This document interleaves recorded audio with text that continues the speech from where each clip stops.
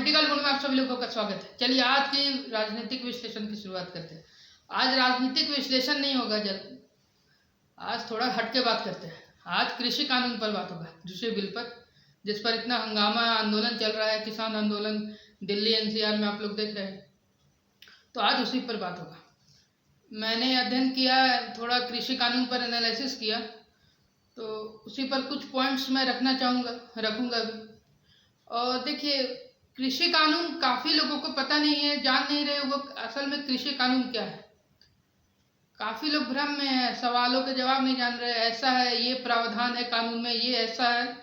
तो मैं कुछ क्वेश्चंस और उसका आंसर्स इस टाइप में मैं जो मतलब कि डाउट क्वेश्चंस है उस टाइप से मैं रखूँगा।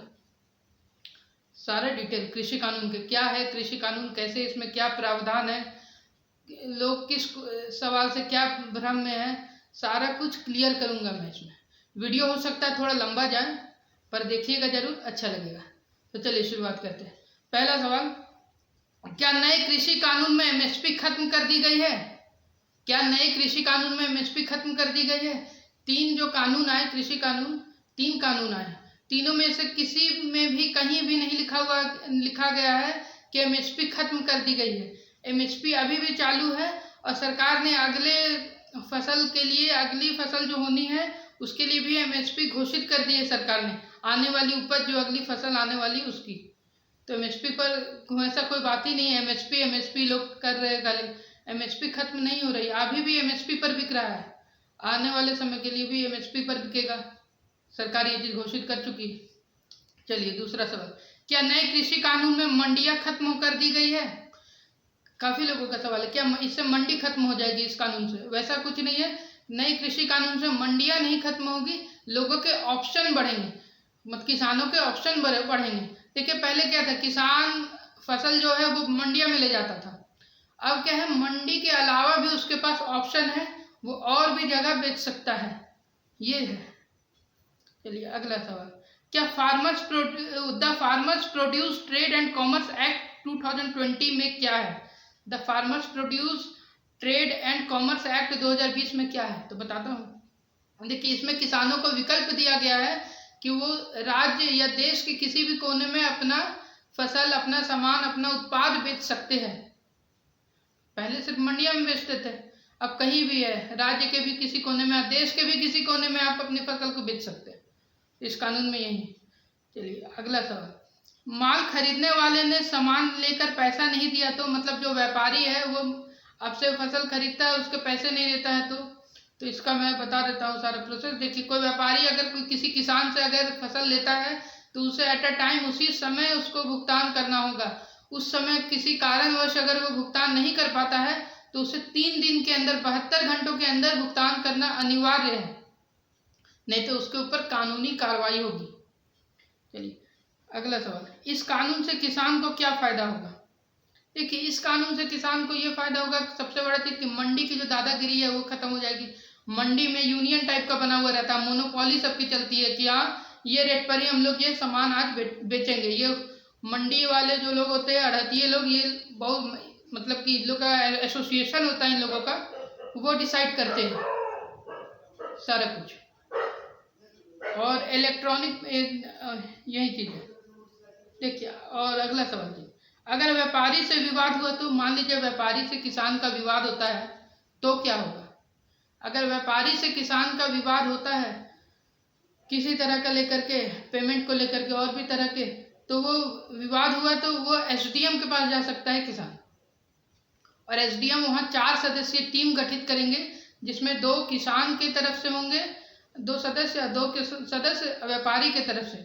और अगर किसान के तरफ से अगर सदस्य नहीं मिलते हैं तो एसडीएम उन्हें नियुक्त करेंगे 2 सदस्य उनके तरफ से, किसान की तरफ से, जो इस कमेटी में होंगे, और इन्हें 30 दिन में फैसला सुनाना होगा इस पर। इससे अगर इन जो फैसला ये कमेटी सुनाएगी, अगर उससे किसान को संतोष नहीं मिलता, संतोषजनक उसे नहीं लगता, उसे लगता है कि फैसला मेरे हक में नहीं है, चाहे सही नहीं लग रहा है, तो वो उसके ऊपर एसडीएम के पास कंप्लेन कर सकता है।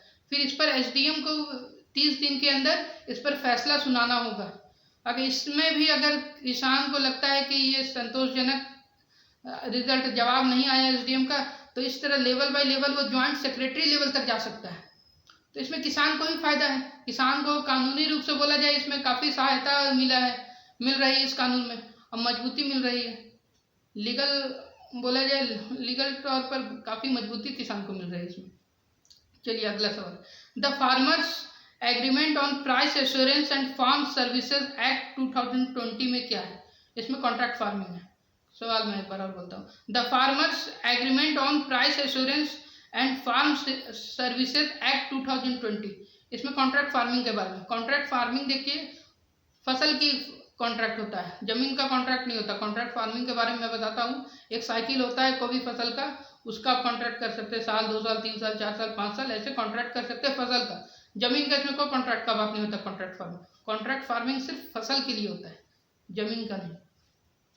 चलिए, अगर करार किया गया, मान लीजिए कॉन्ट्रैक्ट फार्मिंग का करार किया गया, अगला सवाल है, करार किया गया कॉन्ट्रैक्ट फार्मिंग का और फंस गए किसान, तो मैं इस पर कई सवाल बहुत लोगों ने ये उठाया, करार करने पर फंस गए, तो इसका जवाब देता हूँ। देखिए कैसे फंसेंगे, जमीन आपका, वो सिर्फ फसल का एग्रीमेंट कर रहा है, जमीन का तो एग्रीमेंट कर नहीं रहा है। जब जमीन का एग्रीमेंट नहीं कर रहा है तो जमीन तो जाने का बात रहा नहीं, ऊपर से सिर्फ फसल का कर रहा है। एक एग्जांपल देते हैं, देखिए अगर मान लीजिए आपके घर में कोई किराएदार आया, आप उसका एग्रीमेंट 11 महीना का किए कि रेंट पर रह सकते हो, और वो 11 महीना मान लीजिए रेंट पर है, आपको उसका नेचर, इसका स्वभाव अगर पसंद आया तो आप उसको रिन्यू कीजिएगा, अगर पसंद नहीं आया तो आप जो एग्रीमेंट है 11 महीने का उसे रिन्यू नहीं कीजिएगा। सेम सिस्टम है इसमें भी, आप अपना एग्रीमेंट रिन्यू कर सकते हैं, आगे बढ़ा सकते हैं, नहीं तो एग्रीमेंट ख़त्म भी कर सकते हैं, कोई प्रॉब्लम नहीं होगा। सिंपल सा जवाब है, इसमें जमीन जाने हड़पने का, उद्योगपति जमीन ले लेंगे ऐसी कोई बात नहीं है, सब खाली भ्रमित करने वाली बातें हैं इसमें। चलिए अगला सवाल, करार कैसे होगा? ये करार कैसे होगा, कौन तय करेगा? तो ये एक मॉडल एग्रीमेंट होगा जो सेंट्रल गवर्नमेंट बनाएगी, एक फॉर्म टाइप का होगा जिसमें कि बहुत ज़्यादा आपको लिखना नहीं होगा, आपकी जो ज़रूरत की चीज़ें हैं एक परफॉर्मर रहेगा उसी में भरना रहेगा, और सारा कुछ पहले से उसमें फीड रहेगा, सारा कुछ लिखा हुआ रहेगा, आपको अपना नाम और ये सब एग्रीमेंट में जो मेन चीज़ें पॉइंट्स बस वही लिखना होगा। मॉडल तैयार रहेगा, एक फॉर्म टाइप का रहेगा जिसको फिलअप करना है आपको, और ये स्टेट गवर्नमेंट भी बना सकती है केंद्र सरकार के निर्देशानुसार। चलिए अगला सवाल, कॉन्ट्रैक्ट फार्मिंग की बात की मान लीजिए किसी किसान ने कॉन्ट्रैक्ट फार्मिंग की और बाद में उपज की कीमत बढ़ गई, तो ये भी सवाल होता है। कॉन्ट्रैक्ट फार्मिंग के समय कुछ और कीमत है, मान लीजिए जिस समय उपज हुआ उस समय अच्छा खासा कीमत है, तो देखिए इस कानून में ये भी प्रावधान है कि कॉन्ट्रैक्ट फार्मिंग जिस समय कर रहा है उस समय किसान के साथ एग्रीमेंट करेगा व्यापारी कि एक मिनिमम प्राइस जो है वो इतना देगा ही, मतलब मिनिमम प्राइस इतना, किसी भी फसल का जो उपज होगा, जो फसल का उसका मिनिमम प्राइस उतना देगा वो।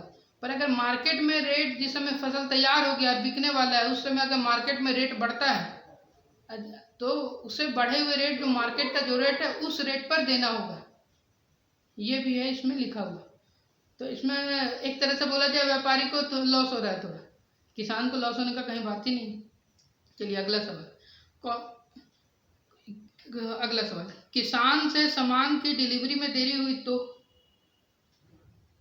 किसान से सामान की अगर डिलीवरी में देरी हुई तो इसका भी जवाब मैं बताता हूँ। देखिए किसान से अगर सामान में डिलीवरी की देरी हुई तो वो भी जिम्मेवारी किसकी बनेगी?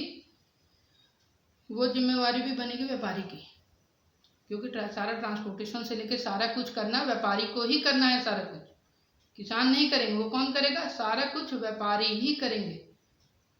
इसीलिए इसमें किसान को कोई चिंता है ही नहीं, उसके घर से सामान ले जाएंगे व्यापारी। तो ट्रांसपोर्टेशन चार्जेस ये सब जो पहले देने पड़ते थे मंडी में किसान को ले जाने में, वो सब देने नहीं पड़ेंगे नहीं अब, ये चीज़। चलिए अब अगला सवाल, उपज की क्वालिटी कौन चेक करेगा? उपज की क्वालिटी कौन चेक करेगा? तो उपज की क्वालिटी देखिए जो व्यापारी वो चेक करेगा ही। अब क्यों नहीं चेक करे?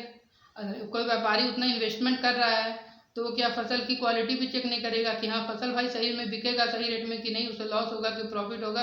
आप ही एग्जाम्पल लीजिए, आप सब्जी लेने जाते हैं, एक एक सब्जी, आलू बैगन कुछ भी लेने जा रहे हैं, आप टमाटर लेने जा रहे हैं, तो आप खुद अपने से हाथ से उठा के उसका क्वालिटी देखते हैं, हाँ भाई सही है तभी लेंगे। 20 रुपये 40 रुपये 50 रुपये की सब्जी लाने में, तो वो कोई आदमी इन्वेस्टमेंट कर रहा है तो क्या वो क्वालिटी चेक नहीं करेगा?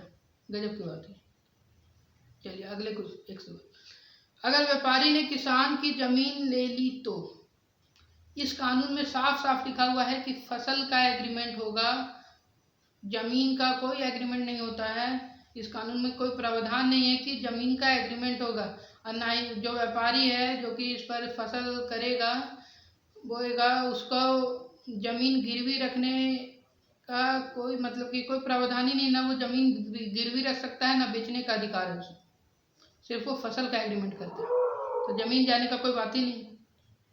चलिए अगला। अगर व्यापारी ने किसान के पूरे पैसे नहीं दिए तो इसमें भी अगर देखिए, अगर व्यापारी अगर किसान को सारे पैसे नहीं पूरा भुगतान नहीं करता है, मान लीजिए बचा हुआ रह जाता है, तो इसमें वो किसान एसडीएम के पास जाएगा, एसडीएम के पास जाएगा और इस पर एसडीएम के द्वारा 150% मतलब कि 1.5 गुना फाइन लगेगा, 1.5 गुना फाइन लगाया जाएगा एसडीएम के द्वारा। मतलब 10,000 रुपया मान लीजिए अगर बाकी है तो उसके ऊपर 15,000 रुपया फाइन लगेगा, उसको टोटल 25,000 रुपया चुकाना होगा। तो ये व्यापारी का लॉस है, किसान का लॉस नहीं। और चलिए उसके अगला सवाल, द एसेंशियल कमोडिटीज एक्ट 2020 क्या है, एक अमेंडमेंट आया था उसी का। तो देखिए इसमें क्या है कि जो एसेंशियल कमोडिटीज है उसे सरकार ने पहले लिमिट करके रखा था, अब उसे जमा करके नहीं रख सकते थे, पर अब उसे लिमिट हटा दिया, अब जमा करके आप रख सकते हैं। खाली 2 ही कंडीशन में आप जमा करके नहीं रख सकते, या तो जिसमें युद्ध चल रहा हो, युद्ध की स्थिति हो वार, या फिर आपातकाल इमरजेंसी की स्थिति हो, बाकी आप जमा करके रख सकते। तो इस पर भी सवाल उठते क्या सरकार को इस कानून में बदलाव करना जरूरी था, लिमिट जो हटाया सरकार। ठीक है, फूड कॉरपोरेशन ऑफ इंडिया ने ही कहा है, उसकी रिपोर्ट्स में भी कहा गया है कि जितने फसल हमारे भारत में होते हैं उन सारे को स्टोर करने के लिए हमारे पास पर्याप्त स्टोरेज नहीं है, उतने बोला जाए स्टोरेज नहीं है पर्याप्त। तो इसीलिए सरकार ने इस पर, केंद्र सरकार ने प्राइवेट प्लेयर्स को इनवाइट किया कि आप वो स्टोरेज बनाइए और स्टोर कीजिए। अब खाली स्टोरेज बना के तो कोई रहेगा नहीं, प्राइवेट कंपनी कोई भी प्रॉफिट चाहेगा, तो उसमें वो अपने जो भी फूड प्रोडक्ट्स है, ग्रेन्स है, जो भी फसल है उसे जमा करके रखेगा, ये चीज़ है। चलिए अगला क्वेश्चन, क्या इससे जमाखोरी नहीं बढ़ेगी? जो सरकार ने ये कानून बनाया है द एसेंशियल कमोडिटीज एक्ट 2020, तो इससे क्या जमाखोरी नहीं बढ़ेगी? तो इस पर बताना चाहूँगा। देखिए कई प्राइवेट कंपनीज अगर आएगी तो कंपटीशन बढ़ेगा, कंपटीशन जहाँ बहुत ज़्यादा वहाँ आप जमाखोरी कैसे कीजिएगा? मान लीजिए 10 कंपनी 2 कंपनी जमाखोरी कर रही है, बाकी 8 कंपनी 7 कंपनी जो भी है वो मार्केट में अपना सामान निकाल दिए, माल निकाल दिए, तो उनके जमाखोरी करने से फ़ायदा क्या होगा? कोई फ़ायदा नहीं होगा। जहाँ कंपटीशन आ गया वहाँ जमाखोरी की बात ही नहीं। चलिए अगला, क्या ये, चलिए इसमें पर है एक चीज़ सरकार कर सकती है, इसमें एक थोड़ा लिमिट कर देना चाहिए कि आप इतना से ज़्यादा एक बार में जमा नहीं कर सकते, थोड़ा इस पर कर सकता है। अगला सवाल, सरकार एमएसपी पर कानून क्यों नहीं बना रही? एमएसपी पर अभी तक कोई कानून नहीं है, पहले इतने सालों से एमएसपी पर कोई कानून नहीं है अभी तक। एमएसपी सब रटते हैं, एमएसपी पर कोई कानून नहीं।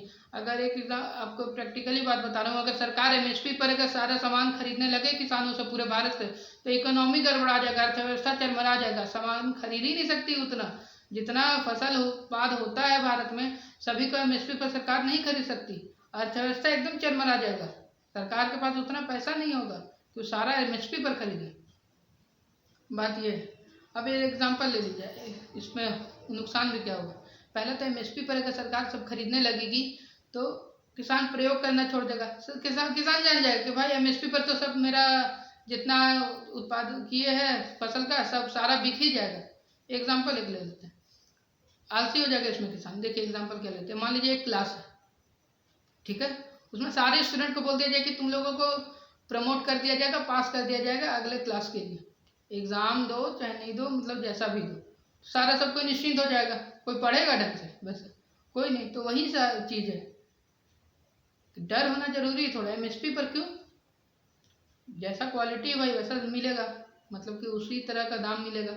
जरूरी नहीं कि हर चीज़ एमएसपी पर कैसे बिकेगा, पॉसिबल नहीं। आप जो एमएसपी के लायक नहीं वो भी एमएसपी पर फिर बेचेंगे, सड़ा गला बोला जाए उपज सब भी। तो इसलिए सरकार एमएसपी लागू नहीं करेगी, और ना अभी तक हुआ है कभी, इतने सालों में भी कभी एमएसपी नहीं लागू हुआ था। चलिए अगला सवाल, सरकार एमएसपी से कम पर खरीद ना होने का कानून क्यों नहीं बनाती है? अब और सवाल है, सरकार एमएसपी से कम, जो एमएसपी है एमएसपी से कम खरीदना होने का कानून क्यों नहीं बनाती कम पर? अगर देखिए प्रैक्टिकली सा बात है, अगर मान लीजिए कोई किसान है, वो मंडी जाता है, मंडी व्यापारी दोनों कोई है, मंडी में उसे 15 रुपये मिल रहा है, कोई फसल का व्यापारी 10 रुपये दे रहा है, तो वो मंडी ही जाएगा। प्रैक्टिकली बात है, कॉमन सेंस का बात है। मान लीजिए कहीं व्यापार जा रहा है, वहाँ मंडी में 10, कोई किसान मंडी में 10 रुपये मिल रहा है, व्यापारी 15 दे रहा है, तो व्यापारी पास जाएगा, जहाँ अच्छा दाम मिलेगा वहीं जाएगा। तो मिनिमम प्राइस, सपोर्ट प्राइस का बात ही नहीं है, इसमें कोई बात ही नहीं है।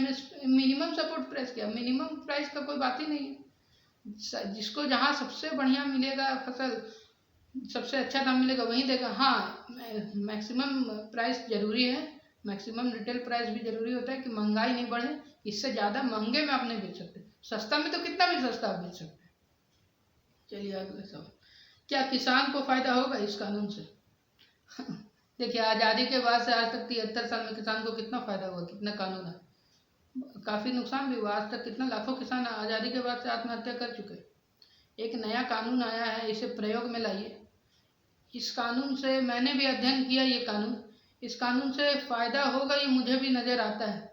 एक बार लागू होने दीजिए ये कानून, एक बार चलने दीजिए देश में सही से, क्या अंतर होता हुआ आप लोगों को अच्छा से दिख जाएगा। और अगर ये कानून अच्छा नहीं है तो अंतर्राष्ट्रीय संगठन IMF जैसे संगठन ऐसे ही इसका सपोर्ट नहीं कर रहे। कुछ तो है कानून में, कानून को समझिए। मैंने जो क्वेरीज थी वो सारे कोशिश की मतलब कि क्लियर करने की, और बाकी कुछ लोगों का अगर सवाल रह गया हो तो आप कमेंट में पूछ सकते हैं मुझसे, मैं कोशिश करूंगा जवाब देने का। और ये वीडियो को ज़्यादा से ज़्यादा शेयर कीजिए, क्योंकि काफ़ी लोग भ्रम में हैं, कंफ्यूजन में है कि क्या सही आंसर होगा, क्या किस क्वेश्चन का, मतलब कि काफ़ी लोग सही जानकारी नहीं पा रहे। तो ज़्यादा से ज़्यादा वीडियो को शेयर करना ना भूलें। चलिए धन्यवाद।